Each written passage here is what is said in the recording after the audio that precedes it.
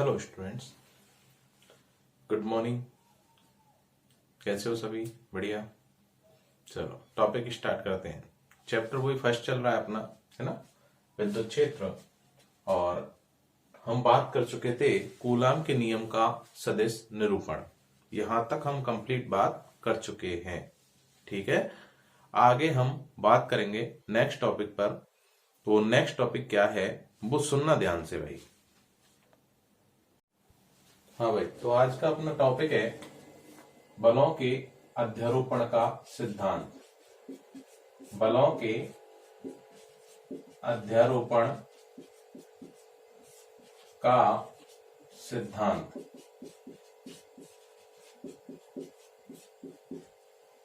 ये टॉपिक है भाई अपना, है ना। और बहुत ही इंपॉर्टेंट टॉपिक है, ठीक है। और इस पर आधारित क्वेश्चंस पूछे जाते हैं। आगे चल के हम करेंगे कि किस प्रकार क्वेश्चन यहां से आता है ना। वो सारी चीज हम ध्यान से पढ़ेंगे, ठीक है। तो यहां पर सबसे पहले ये देखना है कि ये अध्यारोपण का सिद्धांत कहता क्या है। तो 11th क्लास में आप लोगों ने पढ़ा था, याद हो आप लोगों को, है ना। व्यतिकरण की घटना पड़ी थी, है ना, ध्वनि तरंगों के लिए। ठीक है, ध्वनि तरंगों के लिए बात की थी। तो वहां पर हमने देखा था कि तरंगों के अध्यारोपण का सिद्धांत।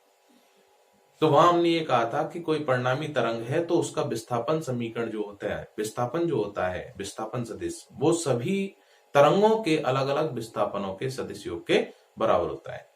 वैसे ही यहाँ अध्यारोपण सिद्धांत जो है ये है किसके लिए? बलों के लिए। ठीक है, बलों के लिए कैसे कि सब एक कोई निकाय है और उस निकाय में दो या दो से अधिक कई सारे आवेश रखे हुए हैं। ठीक है, तो हम किसी एक पर्टिकुलर आवेश पर चर्चा करते हैं कि इस आवेश पर वास्तव में टोटल कितना बल लग रहा है। ठीक है, वो जो टोटल बल बता रहा है वो कौन बता रहा है? अध्यारोपण का सिद्धांत बता रहा है। ठीक है, तो ध्यान से सुनना है, सब कुछ देखना ध्यान से। कि मान लेते हैं कि साहब ये कोई एक निकाय है, ठीक है, और इस निकाय के अंदर कई सारे आवेश रखे हुए हैं, कई सारे आवेश रखे हुए हैं। जैसे मान चलें कि साहब एक आवेश ये रखा, Q0 आवेश रखा है, यहां पर रखा है Q1 आवेश, ठीक है, ये रखा है Q2 आवेश, ठीक, ये रखा है Q3 आवेश, ये रखा है Q4 आवेश। ठीक है, ऐसे ही मान चलें कौन सा, ये Nवा आवेश रखा हुआ है। कौन सा रखा हुआ है? Qn आवेश रखे हुए हैं। ठीक है, N आवेश यहां पर रखे हुए हैं। किसके अंदर? इस किसी निकाय के अंदर। ठीक है, तो अध्यारोपण का सिद्धांत क्या कहता है कि इन सब में से किसी भी आवेश को आप लोग पकड़ सकते हो, किसी भी आवेश पर वो बात कर सकता है कि इस आवेश पर परिणामी बल कितना लग रहा है। ठीक है, कि परिणामी बल जो होगा, परिणामी बल का मतलब टोटल बल, सभी आवेशों के द्वारा लगने वाला कुल बल जो होगा उसका मान कितना होगा। ठीक है, ये कहता है कौन? अध्यारोपण का सिद्धांत। तो क्या कहता है अध्यारोपण कि जैसे मान चलो पर्टिकुलर, जैसे मैं Q0 को पकड़ लेता हूं, ठीक है, तो जिसको हम पकड़ रहे हैं, ध्यान रखना, जिसको हमने पकड़ा वो अन्य किसी आवेश पर कोई बल नहीं लगाएगा।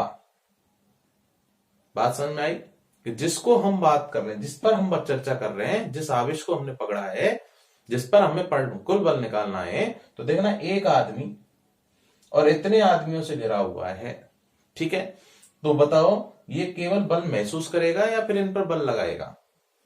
एक आदमी को चार पांच लड़कों ने पकड़ लिया तो क्या वो उन पर बल लगाएगा? पिक्चर तो है नहीं भाई, है ना, कि जिसमें सब कुछ झूठ दिखा दिया जाए कि एक हीरो 1000 आदमियों को मार देता है ना, ऐसा तो हो ही नहीं सकता। ठीक है, तो फिर क्या होगा कि सब ये बल तो लगाएगा नहीं, लेकिन सबके द्वारा लगने वाला बल महसूस जरूर करेगा। ठीक है, पिटेगा। तो देखना ध्यान से, तो इसके द्वारा कितना बल लग रहा है इस पर, वो देखते हैं, है ना। तो मान लेते हैं कि इसके द्वारा इस पर लगने वाला बल, तो ये दोनों को मिलाने वाली क्रिया रेखा हो गई, दोनों को मिलाने वाली क्रिया रेखा हो गई, है ना। और इसके द्वारा Q1 के द्वारा Q0 पर बल लगेगा। तो बताओ कौन जाएगा यहां से, कौन भागने की कोशिश करेगा? बल जो महसूस कर रहा है।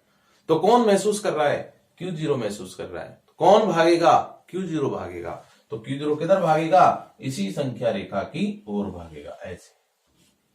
ठीक है, इसका मतलब जो इस Q0 पर बल लग रहा है वो कितना बल लग रहा है, 0 पर के कारण, किसके कारण, 1 के कारण, तो F0 1 वेक्टर। बात समझ में आ गई, ठीक है। ऐसे ही बताओ Q2 के कारण बल लगेगा तो किधर लगेगा, इधर लगेगा, क्यों, Q0 ही जाएगा, कितना, F0 2 वेक्टर। Q3 के कारण ये लो साहब F0 3 वेक्टर, ठीक है। ऐसे Q4 के कारण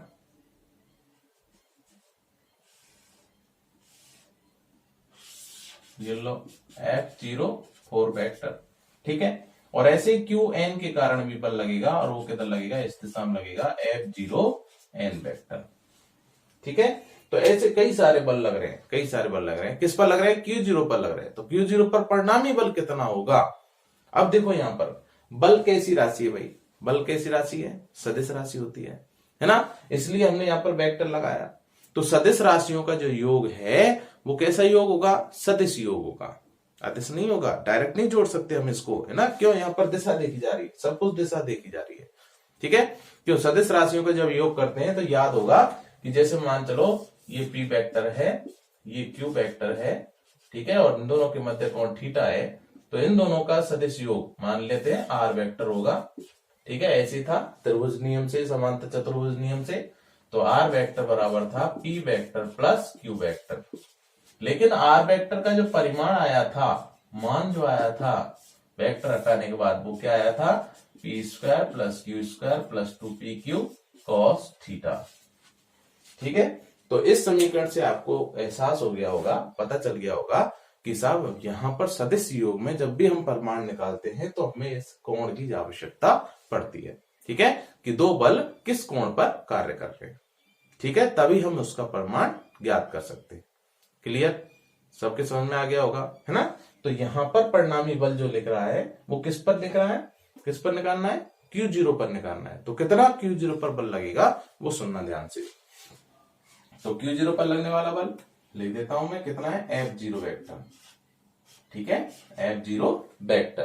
तो F0 वेक्टर का मान कितना आ गया, तो ये बल सभी बलों के सदिश योग के बराबर होगा, कि F01 द्वारा कितना लग रहा है, प्लस 02 द्वारा कितना लग रहा है, प्लस 03 द्वारा कितना लग रहा है, प्लस 04 द्वारा कितना लग रहा है, प्लस 0n द्वारा कितना लग रहा है, ठीक है।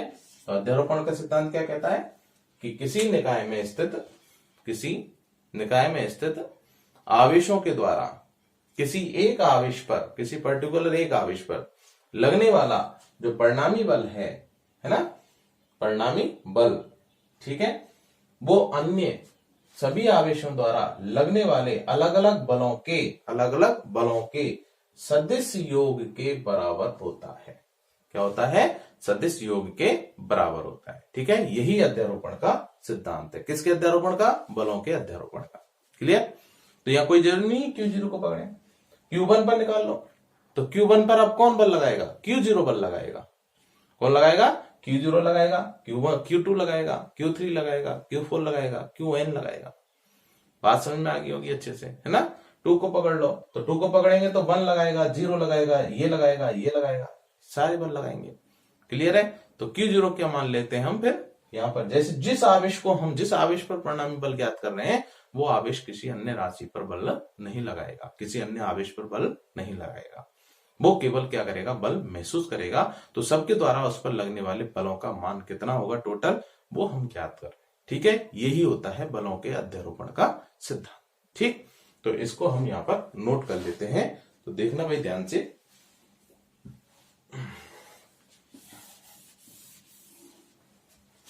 बलों के अध्यारोपण का सिद्धांत, इस सिद्धांत के अनुसार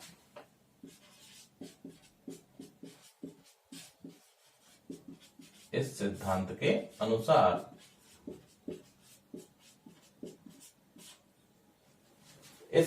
के अनुसार किसी निकाय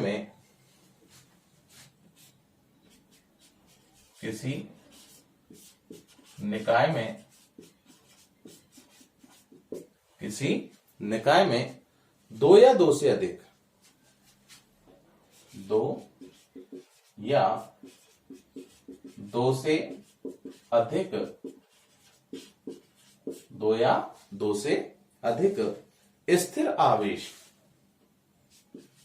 स्थिर आवेश, सभी आवेश कैसे भाई स्थिर है, क्यों, हम कूलाम कौन सा विद्युत क्षेत्र पढ़ रहे हैं, और विद्युत क्षेत्र जो है वो केवल और केवल कौन सा स्थिर आवेश, ठीक है, दो या दो से अधिक स्थिर आवेश हो तब, ठीक है, दो या दो से अधिक स्थिर आवेश हो तब किसी एक आवेश पर, तब किसी एक आवेश पर, किसी एक आवेश पर, किसी भी एक पर्टिकुलर आवेश की चर्चा कर रहे हैं हम, ठीक है, पर अन्य सभी आवेशों द्वारा, अन्य सभी आवेशों द्वारा, अन्य सभी आवेशों द्वारा लगने वाले,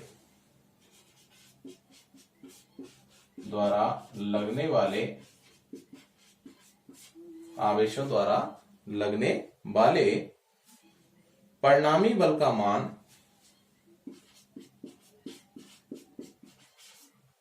परिणामी बल का मान,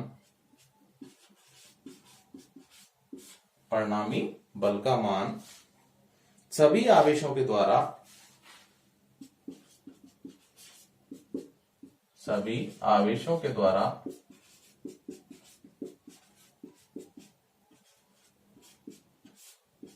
सभी आवेशों के द्वारा लगने वाले,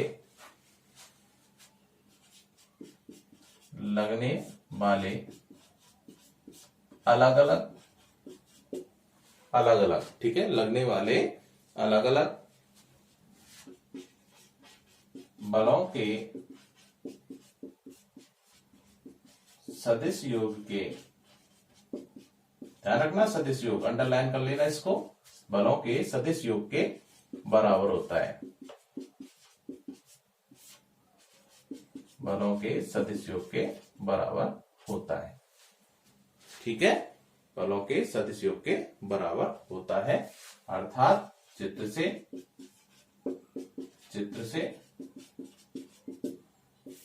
Q0 पर लगने वाला परिणामी बल,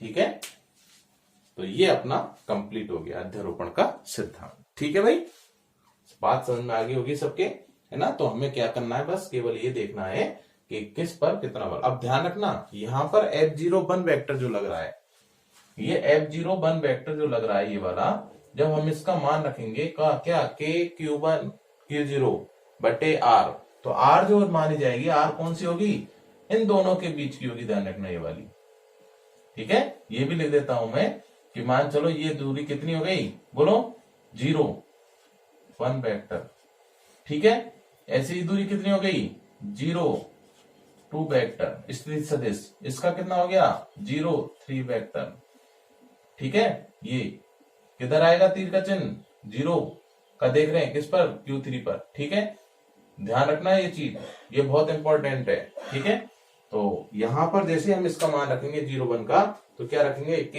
Q1 Q0 बटे R01 वेक्टर का स्क्वायर और R01 का कैप, ठीक है, इस प्रकार इसका सदिश रूप रखेंगे, ठीक है सर, तो ये हम आगे क्वेश्चन में देख लेंगे, ऐसी कोई बात नहीं है, ठीक है, तो अभी फिलहाल इसका एक बार स्क्रीनशॉट ले लीजिए यहां तक, फिर आगे चलते हैं भाई।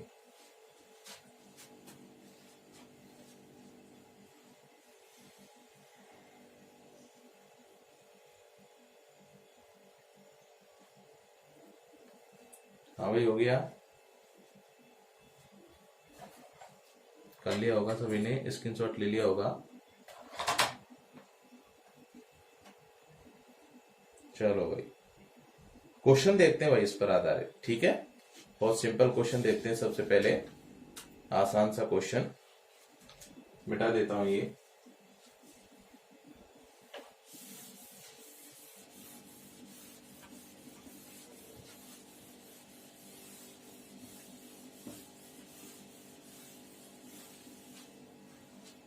हाँ देखना, क्वेश्चन है, किताब का ही क्वेश्चन है,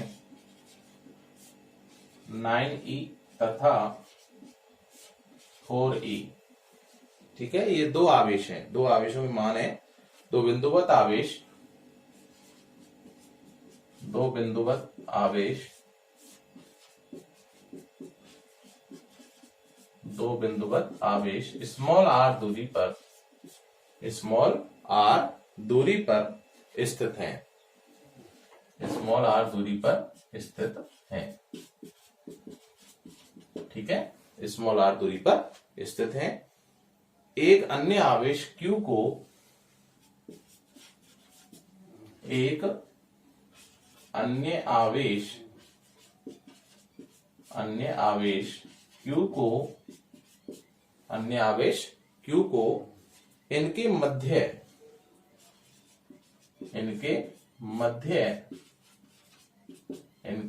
मध्य कहां रखा जाए, कहां रखा जाए, इनके मध्य कहां रखा जाए कि वह संतुलन में रहे, कि वह संतुलन में रहे, संतुलन में रहे।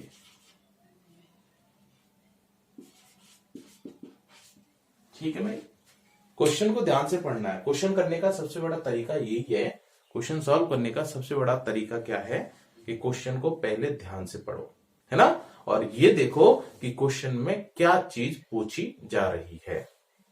ठीक है, ये सबसे अच्छा तरीका है, सरल तरीका है। ठीक है, तो क्वेश्चन में पहले डायग्राम बनाओ इसका कि सब कौन कौन से आवेश हैं, आवेश को कहां रखा जा रहा है और क्या चीज वो पूछ रहा है। ठीक है, देखना ध्यान से कि दो आवेश हैं साहब, ये लो साहब, एक तो 9E आवेश है और एक 4E आवेश है। ठीक है, ये दोनों को मिलाने वाली रेखा हो गई, दोनों को मिलाने वाली क्या हो गई, रेखा। ये A पॉइंट हो गया, ये B पॉइंट हो गया। क्लियर है सबके? ठीक है, आगे सुनो। अब क्या कह रहा है क्वेश्चन में कि इन दोनों के बीच की दूरी स्मॉल आ रहा है, मान ले, हो गया काम। ठीक है, आगे चलो। एक अन्य आवेश Q को, एक अन्य आवेश Q को इनके मध्य कहां रखा जाए, कहां रखा जाए, है ना। तो मान लेते हैं मैंने इसको कहां रख दिया, मध्य आवेश को यहां रख दिया, Q को। ठीक है, इनके मध्य रखा है, कहां रखें नहीं पता हमें, मान लेते हैं कि यहां से, और कितनी दूरी पर रखा है, x दूरी पर रखा है। ठीक है, जैसे क्वेश्चन में कहा है वैसे करना है मुझे, है ना, एक्स्ट्रा दिमाग बिल्कुल नहीं लगाना। क्या कह रहा है क्वेश्चन कि अन्य आवेश Q को कहां रखा जाए, कहां रखा जाए मतलब मैंने रख दिया, ये रख दिया, कहां रखा, 9E से x दूरी पर रखा। तो इसका मतलब मुझे क्या ज्ञात करना है, यहां पर x का मान ज्ञात करना है। ठीक है, आगे क्या कह रहा है कि वह संतुलन में रहे। अब संतुलन में कब होगा, संतुलन का मतलब स्थिर होगा, है ना तो इधर जाएगा ना इधर जाएगा। अगर मैं इसको यहां रखता हूं तो ये Q आवेश ना तो इधर जाएगा ना इधर जाएगा, तो ये हो गया संतुलन की स्थिति।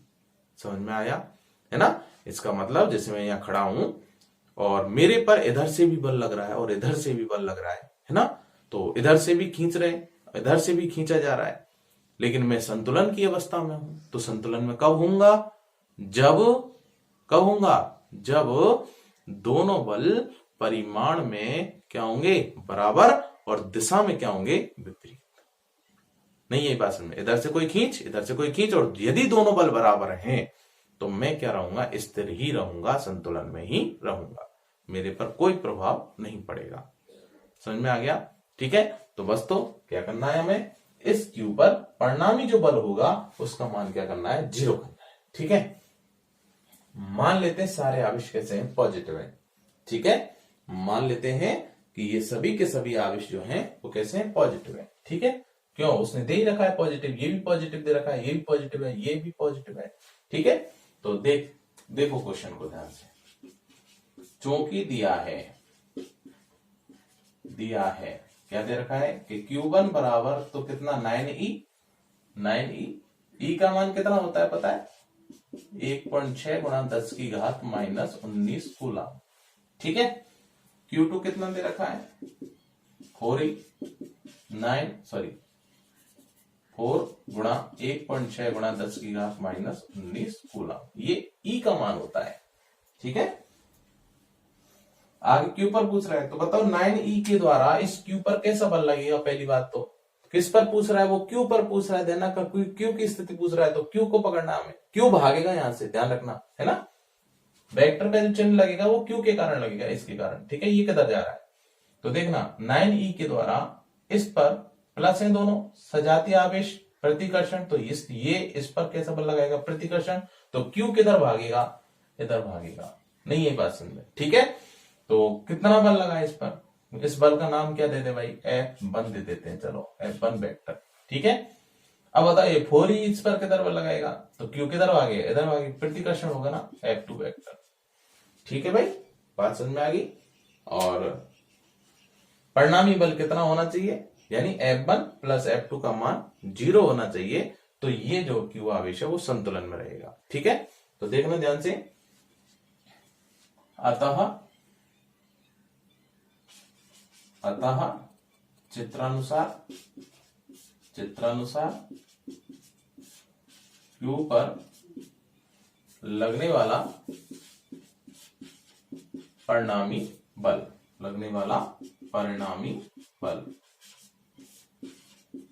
देखो भाई, तो Q पर लगने वाला परिणामी बल क्या होगा, F बराबर F वेक्टर बराबर F1 वेक्टर। अब देखो F1 वेक्टर तो किधर है प्लस x दिशा में, और F2 वेक्टर की दिशा क्या हो गई -x दिशा में, तो यह माइनस चिन्ह आ जाएगा। ध्यान रखना, अगर दोनों एक ही दिशा में होते तो प्लस आता, F1 प्लस F2 आता, लेकिन अब दोनों विपरीत है, 180 डिग्री का कोण बन रहा है दोनों के मध्य, तो इसका मतलब F1 vector minus F2 vector आएगा।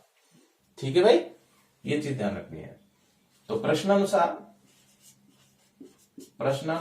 क्या कह रहा है प्रश्न, Q के संतुलन के लिए क्या होगा भाई F वेक्टर बराबर क्या होगा 0। ठीक है, ये समीकरण 1 दे दिया। अतः समीकरण 1 से क्या हो जाएगा, F1 vector minus F2 vector बराबर क्या होगा 0। ठीक है, तो यहां से इसको इधर ले जाएं तो क्या आ जाएगा, या F1 वेक्टर बराबर हो जाएगा F2 वेक्टर। ठीक है, इधर ले जाएंगे तो प्लस का हो जाएगा, है ना। अब देखो यहाँ दिशा तो विपरीत है, दिशा को हटा दें, परिमाण की बात कर रहे हैं हम, तो x का मान निकालना है, तो मैं परिमाण क्या होगा यहाँ पर, यहाँ F1 वेक्टर का मोड बराबर होगा F2 वेक्टर का मोड। ठीक है, क्यों, वेक्टर जो बता रहा है वो दिशा है, और दिशा यहां मुझे परिमाण निकालना है, तो मैं परिमाण बराबर कर, क्यों यहाँ पर परिमाण में तो बराबर है ही है, केवल किस में विपरीत है, दिशा में विपरीत है, तो कोई फर्क नहीं पड़ना, तो परिमाण निकाल रहे हैं, तो परिमाण दोनों के क्या कर दिए मैंने, बराबर कर दिए। ठीक है, F1 का मान कितना होगा, F1 का मान कितना होगा, तो F1 जो लग रहा है वो किस किस के मध्य लग रहा है पहले बताओ, 9E और Q के मध्य लग रहा है। ठीक है, 9E और Q के मध्य, तो बस तो अतः कूलाम के नियम से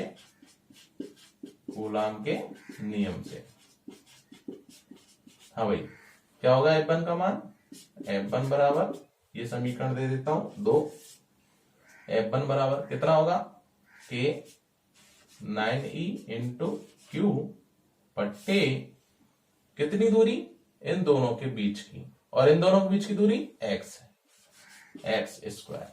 ठीक है, इसी प्रकार ये समीकरण नंबर 3, इसी प्रकार F2 वेक्टर हटा दो, परिमाण ही निकाल लेते हैं, बराबर कितना होगा F2 का परिमाण, किस किस के मध्य, इसके और इसके, के 4E इंटू Q बट्टे कितनी दूरी, ये वाली कितनी होगी, ये यहां से यहां तक x, टोटल दूरी r, तो ये कितनी बची r माइनस x। ठीक है, आर माइनस एक्स का होल स्क्वायर। ये समीकरण नंबर 4। ठीक है, बात समझ में आ गई सबके, है ना। तो F1 का मान तो ये आ गया, F2 का मान ये आ गया। ठीक है, अब इस दोनों मानों को मैं समीकरण 2 में पुट करते हैं, तो उसके बाद निकालते हैं, ठीक है, x का मान। तो इसका स्क्रीनशॉट ले लीजिए सभी, है ना, फिर आगे चलते हैं भाई। स्क्रीनशॉट लीजिए इसका। और अगर किसी को कोई समस्या आती है, ठीक है, तो वो, अगर किसी को कोई समस्या आती है तो वो कमेंट्स बॉक्स में कमेंट्स करके बता सकता है भाई। हाँ भाई, हो गया, ले लिया स्क्रीनशॉट। ठीक है, चलो मिटा देता हूं मैं, ऊपर से क्वेश्चन को मिटा देते हैं। ठीक है, देखना, ये क्वेश्चन मिटा रहा हूं, अब इसको सॉल्व करते हैं भाई। ये भी मिटा देता हूं यहां से। अपने पास दोनों मान है, F1 का भी मान है और F2 का भी मान है। तो समीकरण 3 व 4 से, समीकरण 3 व 4 से मान 2 में रखने पर, 2 में रखने पर, ठीक है, क्या आएगा, k q इंटू 4e बटे एक्स स्क्वायर बराबर होगा k q इंटू 9e बराबर x square, r minus x, sorry ये तो हो जाएगा r माइनस एक्स का होल स्क्वायर और ये होगा एक्स स्क्वायर। ठीक है, आगे पीछे कैसे भी कर सकते हैं हम, ऐसी कोई बात नहीं है। दोनों को बराबर करना है तो बराबर में इसको पहले लिख दो, चाहे इसको पहले बाद में लिख दो, ठीक है, इससे कोई फर्क नहीं पड़ना। तो k 9e इंटू क्यू बटे एक्स स्क्वायर और वो हो गया k इंटू 4e क्यू बटे r माइनस एक्स स्क्वायर। ठीक है, क्या हो जाएगा यहां से देखना, k से k गया, q से q गया, e से e गया। ठीक है, क्या बच गया, एक्स स्क्वायर का इधर गुणा करेंगे तो 4x स्क्वायर बराबर क्या है इधर 9 r माइनस एक्स का होल स्क्वायर। ठीक है, अब क्या करना है देखना ध्यान से भाई, क्या करना है कि दोनों तरफ का वर्गमूल लेना है ना, दोनों तरफ का वर्गमूल लेते हैं। तो दोनों तरफ का वर्गमूल लेने पर, वर्गमूल लेने पर, ठीक है, तो दोनों तरफ वर्गमूल लेंगे तो 4 का अंडर रूट कितना होगा 2 और एक्स स्क्वायर का x बराबर 9 का 3 और r माइनस एक्स स्क्वायर से स्क्वायर कैंसिल, तो क्या बचेगा r माइनस एक्स। ठीक है, क्या हो जाएगा यहां से 2x बराबर 3r माइनस 3x, x को इधर ले आऊं तो क्या आ जाएगा 2x प्लस 3x बराबर 3r, तो 2 और 3 कितना हो गया 5, तो 5x बराबर आ गया 3r, तो x बराबर आ गया 3r बट्टे 5। ठीक है, तो ये जो दूरी आई है, ये जो दूरी आई है वो किस आवेश से आई है, 9e आवेश से आई है। ध्यान रखना, 9e आवेश मानी मैंने, तो 9e आवेश से कितनी दूरी पर होगा, 3r बटे 5 दूरी पर होगा। ठीक, तो मिटा देता हूं उधर से, ये बात अच्छे से हमारे समझ में आ गई, क्लियर हो गई कि साहब 9e आवेश से कितनी दूरी पर, अर्थात q आवेश 9e आवेश से 3r बट्टे 5 दूरी पर, 3r बटे 5 दूरी पर संतुलन में रहेगा, संतुलन में रहेगा। ठीक है, अगर पूछे वो कि 4e आवेश से कितनी दूरी पर है, तो 4e आवेश से दूरी क्या होगी भाई, इसकी आवेश से दूरी, 4e आवेश से दूरी क्या होगी भाई बताओ, तो 4e आवेश से दूरी क्या थी, r माइनस एक्स थी। ठीक है, तो r में से x का मान रख दे, कितना है x का मान 3r बटे 5, तो बताओ 4e आवेश से कितनी दूरी पर आ जाएगा वो, r माइनस एक्स बराबर 5 में से 2 गए तो 2 r बटे 5। ठीक है, तो कितना आ गया देखो, 5r में से 3r गए तो 2r बचे बटे 5। ठीक है, तो इसका मतलब ये कंप्लीट हो गया अपना कि साहब अगर मैं 9e आवेश से इतनी दूरी पर रखता हूं या फिर 4e आवेश से इतनी दूरी पर रखता हूं तो जो आवेश है वो कैसा रहेगा, संतुलन में रहेगा। ठीक है भाई, अच्छे से समझ में आ गया होगा, क्लियर है सबके? इसका स्क्रीनशॉट ले लेना, बहुत इंपॉर्टेंट है।